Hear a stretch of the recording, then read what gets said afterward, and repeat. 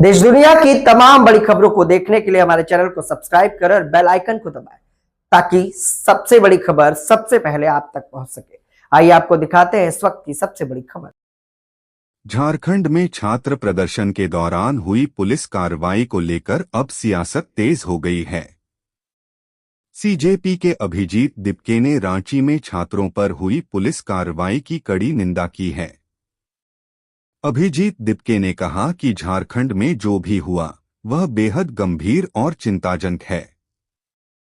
छात्रों की मांगों को सुनने के बजाय उन पर पुलिस कार्रवाई करना सवाल खड़े करता है।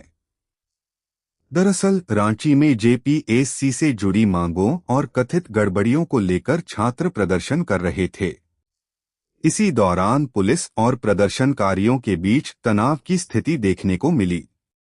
इस पूरे मामले में छात्र नेता देवेंद्र नाथ महतो की तबीयत बिगड़ने और पुलिस कार्रवाई को लेकर भी लगातार सवाल उठ रहे हैं। अब अभिजीत दिपके के बयान के बाद झारखंड छात्र आंदोलन को लेकर राजनीतिक बहस और तेज होने की संभावना है। विद्यार्थी जो प्रोटेस्ट कर रहे थे उनके ऊपर लाठीचार्ज हुआ है, टीयर गैस डाली गई है, क्या कहेंगे आप? आपका नजरिया क्या है इसके? कल झारखंड में जो भी हुआ वो बहुत ही खराब था। जैसा जंतर मंतर पर हमने 20 तारीख को देखा था, कुछ वैसा ही नज़ारा झारखंड में कल देखा गया, जहां पर स्टूडेंट्स के ऊपर टीयर गैस बरसाए गए, लाठियां बरसाई गई। और मुझे तो ये समझ नहीं आता है कि जब पॉलिटिकल पार्टीज प्रोटेस्ट करती है तब लाठीचार्ज या टीयर गैस क्यों नहीं यूज किया जाता है। ये टीयर गैस और लाठीचार्ज हमेशा जो स्टूडेंट्स है उनके ऊपर ही क्यों किया जा रहा है। देवेंद्र महतो जी से भी कल मेरी बात हुई, जो इस पूरे आंदोलन का नेतृत्व कर रहे, और उन्होंने मुझे बताया कि वो 9 दिन से अनशन पर थे, उसके बाद भी पुलिस वालों ने उन पर लाठियां चलाई है और उन्हें मारा गया है, पीटा गया है, और वो हॉस्पिटल में है और उनकी अभी जो सिचुएशन है वो भी काफ़ी चिंताजनक है। तो कहीं ना कहीं सोचना चाहिए सारी सरकारों को, चाहे जंतर मंतर हो या झारखंड हो, देश में जितनी भी सरकारें उन सभी को सोचना चाहिए कि स्टूडेंट्स पर ऐसा अत्याचार करके आप लोगों को क्या मिल रहा है। ये स्टूडेंट्स अपने अधिकार के लिए लड़ रहे हैं, अपने भविष्य के लिए लड़ रहे हैं, वो किसी वोट बैंक के लिए नहीं लड़ रहे। तो उनके ऊपर इस तरह का लाठीचार्ज नहीं होनी चाहिए, इस तरह की ब्रूटैलिटी तो बिल्कुल नहीं होनी चाहिए। एक वीडियो भी आया है जिसमें आप समर्थन देते हुए दिख रहे हैं, आपकी क्या बातचीत हुई? देवेंद्र महतो जी से मेरी वही बातचीत हुई। मैंने पहले तो समझने को कोशिश की उनकी अभी सेहत कैसी है, क्योंकि जो मुझे पता चला था मेरी टीम वहाँ पर लगातार बनी हुई है। कल रात भी हमारी टीम वहाँ पर पूरी रात उनके साथ हॉस्पिटल में थी, और सुबह भी मेरी बात हुई कि अभी उनकी सेहत कैसी है। तो हमने तो वही पूछा कि आप लोगों को जो भी मदद चाहिए वो हम लोग पूरी तरीके से आपके साथ है, जितनी भी डिमांड्स है हम उन पूरी डिमांड्स का समर्थन करते हैं। और हम देवेंद्र महतो को खुद झारखंड के जो इस आंदोलन के नेता है, हम चाहते कि ये पूरा आंदोलन वही संभाले, वही चलाए और उनके चेहरे पर ही चले, क्योंकि उन्होंने बहुत बड़ा त्याग किया है 9 दिनों का अनशन करके। तो उनके लिए जो भी करना पड़े हम पूरी तरह करेंगे, उनके आंदोलन को मजबूत करने के लिए जो भी करना पड़ेगा वो हम करेंगे। समाज के काफी स्तर से सवाल हो रहा है कि अभिजीत दिपके और उनकी टीम रांची कब जाएंगी, झारखंड कब जाने वाली? टीम तो जा चुकी है, हमारी टीम वहां पर है, और जैसा कि मैंने थोड़ी देर पहले कहा, इस मूवमेंट के जो लीडर है वो देवेंद्र महतो है, जो 9 दिनों से अनशन पर है। आप कब जाएंगे, ये सवाल काफी उठ रहा है। नहीं, मैं उसी पर आ रहा हूँ। हमारी टीम वहां पर जा चुकी है, हमारे लोग वहां पर लगातार काम कर रहे हैं उस आंदोलन को मजबूत करने के लिए। अभी हम नहीं चाहते कि देवेंद्र महतो से फोकस हटे, हमारा पूरा समर्थन है। इम्पोर्टेंट क्या है, क्या हम उस लड़ाई में उनका साथ दे रहे या नहीं दे रहे, हम वो पूरी तरह दे रहे। मैं लगातार टच में हूँ झारखंड में जो स्टूडेंट्स है उनसे। हमारी टीम वहां पर लगातार काम कर रही है। कल देवेंद्र महतो जी को संसद में जब वो जा रहे थे तब हमारी टीम उनके साथ कंधे से कंधा मिलाकर चल रही थी। तो उनको मजबूत करना हमारा काम है सर, वहां जाकर अपना चेहरा चमकाना हमारा काम नहीं, उनको मजबूत करना हमारा काम है। उमर खालिद की कल एक बुक लॉन्च हुई है जिसका नाम है fractured communities, Adivasi histories the politics of power. तो उसके बारे में क्या कहेंगे आप? क्या आप पढ़ने वाले हैं बुक?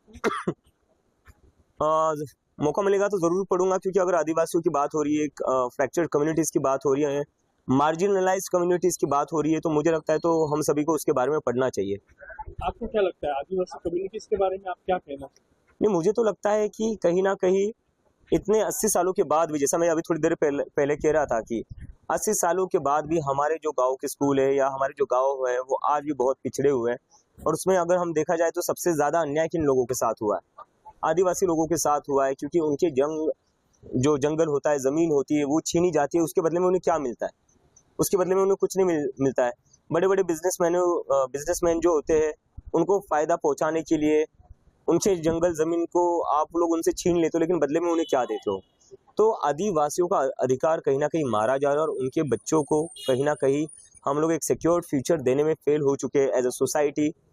और हम कहीं ना कहीं उनको अपने जो एक मॉडर्न इंडिया है उसमें भी हम उनको जगह नहीं दे पाए अभी तक। तो हमें लगता है कि उनको इंक्लूड करना चाहिए, उन्हें आगे बढ़ाने में मदद करनी चाहिए, ना कि उनको अलग रखना चाहिए, क्योंकि अभी भी उनको अलग रखा जाता है। 15 अगस्त के लिए आपने एक वीडियो जारी किया है जिसमें सरकारी स्कूलों की खस्ता हालत पर आपने बात की, एजुकेशन सिस्टम पे आपने सवाल उठाए, क्या कहेंगे आप इसमें? जी, जैसे कि मैंने कहा कि देश को 80 साल होने को आ रहे हैं आज़ाद हुए, लेकिन 80 साल बाद भी इस देश में जो सरकारी स्कूल है, खास करके ग्रामीण इलाकों में, वो सरकारी स्कूल आज भी ऐसे जैसे पता नहीं वो 50-60 साल पुराने हो। कहीं से भी उन पर कोई काम नहीं किया गया है, और काम करना तो छोड़िए, बंद करने पर उतालू हो चुकी है सरकार। मतलब 94,000 से ज़्यादा सरकारी स्कूल बंद कर दी है पूरे देश में पिछले 10 साल में। और दूसरी तरफ डिमोनेटाइजेशन के बाद हेडक्वार्टर पर हेडक्वार्टर खोले गए हर जिले में, उससे मन नहीं भरा तो नया पार्लियामेंट बना दिया, उससे मन नहीं भरा तो नया पीएम हाउस बना दिया। लेकिन जो गांव में बच्चे हैं किसानों और मजदूरों के लिए, उनके लिए ऐसे स्कूल क्यों नहीं बना पाए जिस एक्साइटमेंट से आपने पार्लियामेंट, पीएम हाउस, हेडक्वार्टर्स बना दिए? क्या जो गांव में जो बच्चे रहते हैं, जो किसानों और मजदूरों के बच्चे हैं, क्या आप उनको इस देश का भविष्य नहीं मानते? क्या आपको नहीं लगता कि उनको भी इस देश में वही सारी चीजें मिलनी चाहिए, फैसिलिटीज मिलनी चाहिए जो इन सभी राजनेताओं के बच्चों को मिलती है? तो कहीं ना कहीं उन बच्चों के भविष्य के लिए और खास करके ग्रामीण हिस्सों के विकास के लिए हम चाहते हैं कि हम 15 अगस्त के बाद जो फोकस है पूरे समाज का, वो हमारे ग्रामीण इलाकों पर रहना चाहिए, क्योंकि जब तक ग्रामीण इलाकों का विकास नहीं होता तब तक हमारा देश विकसित नहीं बन सकता, क्योंकि majority of the India lives in village. आप 15 अगस्त को हिंगोली भी जाने वाले हैं। जी जी, मैं खुद अपने गांव जाऊंगा, वहां पर मैं अपने गांव के सरपंच से और अपने जितने भी गांव वाले हैं उनसे मैं रिक्वेस्ट करूंगा, विनती करूंगा कि प्लीज हम सब साथ में मिलकर जो गांव का सरकारी स्कूल है उसे ठीक करते हैं, ताकि गांव में जो बच्चे हैं उन्हें भी वही फैसिलिटीज मिले जो एक सिटी में पढ़ने वाले बच्चों को मिलती है। कल तमिलनाडु से कुछ लोग आए थे जो आपसे मिले थे, स्टूडेंट थे कोयम्बटूर से और चेन्नई से, वहाँ पे भी एक प्रोटेस्ट चल रहा है, उसमें आपने उनसे बात की, क्या लगता है आप कब जाने वाले हैं, किस तरीके जी, उसका भी हमारा चल रहा है कि, लेकिन मेरी जो वहाँ पर लोग हैं उनसे बात हुई, वो जंतर मंतर पर भी आए थे। तो मणिरत्नम जी जो है, उनकी खुद की बहन ने सुसाइड करी थी नीट के कारण, तो वो जंतर मंतर भी आए थे। और मुझे जैसे ही कल पता चला कि वो तमिलनाडु में भी आंदोलन कर रहे हैं, तो कल मैंने उनसे भी बात की और मैंने कहा कि आपकी पूरी तरह हम साथ हैं, और हमारी जो तमिलनाडु की टीम है वो वहाँ पर पूरा टाइम रहेगी उनके साथ, और आगे आने पर हम भी जाएंगे वहाँ पर। तो जो भी आंदोलन हो रहे स्टूडेंट्स के, चाहे सरकार किसी की भी हो, मैं बार बार ये चीज़ कह रहा हूँ, चाहे किसी की भी राज्य सरकार हो, हमें फर्क नहीं पड़ता।